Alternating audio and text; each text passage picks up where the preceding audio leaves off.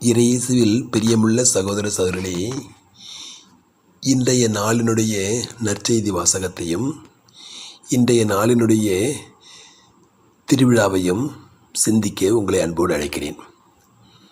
தாயாம் திருச்சபை இன்று அன்னை மரியாளின் பேராலய நேர்ந்தளிப்பு விழாவை விருப்ப நினைவாக கொண்டாடுகிறது.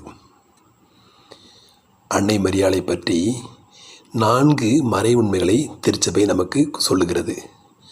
அதில் முதலாவது மறையுண்மை அன்னை மரியாள் இறைவனின் தாய் என்பதாகும். கிபி 430 ஆண்டிலே எபேசு நகரிலே கூடிய திருச்சங்கம் இந்த மறையுண்மையை அறிக்கையிட்டது. அந்த காலத்திலே மக்கள் சிலரது மத்தியிலே ஒரு தவறான தப்பறை கொள்கை இருந்தது.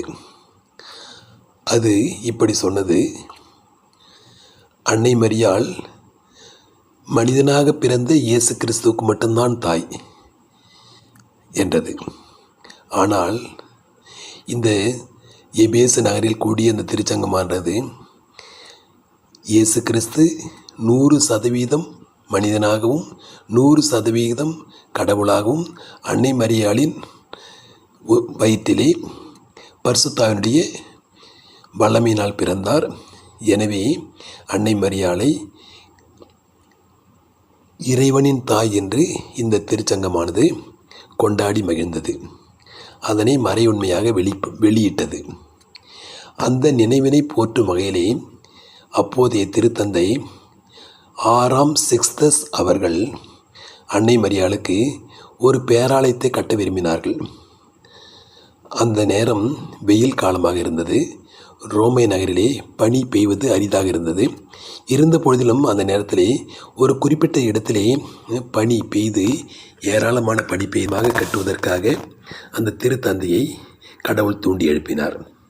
அப்படியாக அந்த ஆலயம் கட்டப்பட்டு அது அர்ச்சிப்பு பெற்று அந்த அர்ச்சிப்பு பெற்ற அந்த நாளை பனிமய மாதா திருவிழா, அதாவது அவர் லேடி ஆஃப் ஸ்னோஸ் என்று அந்த நாளாக இன்று கொண்டாடுகிறோம்.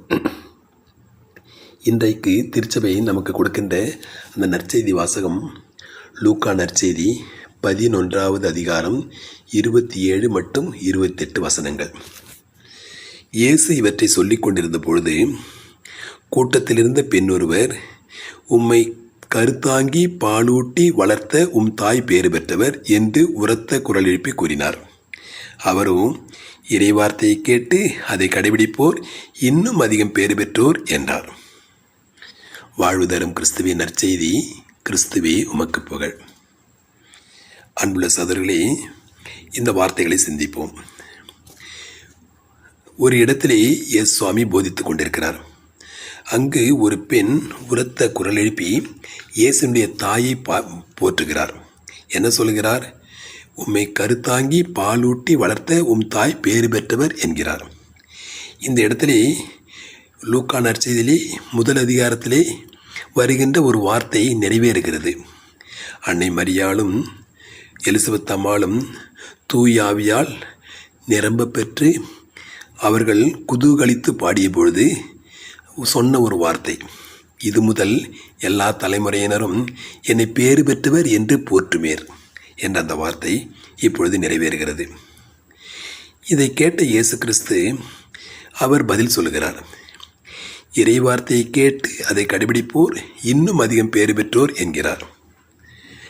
இதை மேலோட்டமாக பார்த்தால் அன்னை மரியாளை குறைத்து மதிப்பிடுவதாக தோன்றலாம். ஆனால் இயேசு கிறிஸ்து அன்னை மரியாளுக்கு சான்று பகர்கிறார். அவர் என்ன சொல்கிறார்? இறை வார்த்தையை கடைபிடிப்பதனால் மரியாள் அதிகம் பேறு பெற்றவர் என்கிறார். இறை வார்த்தையை எப்படி கடைபிடித்தார்? தந்தை கடவுள் கபிரியேல் தூதர் வழியாக அந்த இறைவார்த்தையை சொன்ன பொழுது, இதோ ஆண்டவருடைய அடிமை என்று அதற்கு ஆமீன் சொன்ன அன்னை மரியாள் சிலுவையின் இறுதி வரை, சிலுவையில் இயேசு கிறிஸ்து மரித்தவரை அவரை பின்தொடர்ந்தார். தந்தை கடவுளுடைய வார்த்தையை கடைபிடித்து நடந்தார்.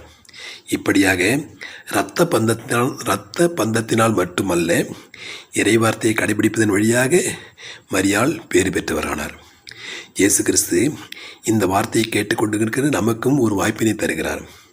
அந்த வாய்ப்பு நாமும் அன்னை மரியாளுக்கு, நாமும் இயேசு கிறிஸ்துவுக்கு சகோதரராகவோ சகோதரியாகவோ தாயாகவோ மாறக்கூடிய வாய்ப்பை தருகிறார். எப்படி? இறைவார்த்தையை கேட்டு கீழ்ப்படிவதன் வழியாக. எனவே இறைவார்த்தைக்கு கீழ்ப்படிவோம். இறைவன் குடியிருக்கின்ற ஆலயமாக நமது இருதயத்தை மாற்றுவோம். உங்கள் உடல் தூய ஆவியார் தங்குகின்ற ஆலயம் என்று உங்களுக்கு தெரியாதா என்று புனித சின்னப்பர் கொரிந்தியருக்கு எழுதிய நிருபத்திலே கேட்கிறார். எனவே அன்னை மரியாளுக்கு பெருங்கோவில் கட்டப்பட்ட அந்த இடத்தை நாம், அந்த ஆலயத்தை கொண்டாடும் இந்த வேளையிலே நம்முடைய ஆலயம், நம்முடைய இந்த உடலானது தூய ஆவியார் தங்கும் ஆலயம் என்று உணர்ந்து இதனை நாம் போற்றி பராமரிப்போம். இறைவன் தங்குகின்ற இடமாக ஒவ்வொரு நாளும் பரிசுத்தமாக வைத்துக்கொள்வோம். எனவே இந்த நாள் இனிய நாளாக இருக்கவும், தந்தை கடவுள் காட்டுகின்ற வழியிலே நடக்கவும், அதன் வழியாக நாம் இயேசு கிறிஸ்துடைய சகோதரராக, சகோதரியாக, தாயாக நாம் மாறவும் நம்மை இந்த வார்த்தையானது அழைக்கிறது. அனைவருக்கும் வாழ்த்துக்கள். சமாதானம்.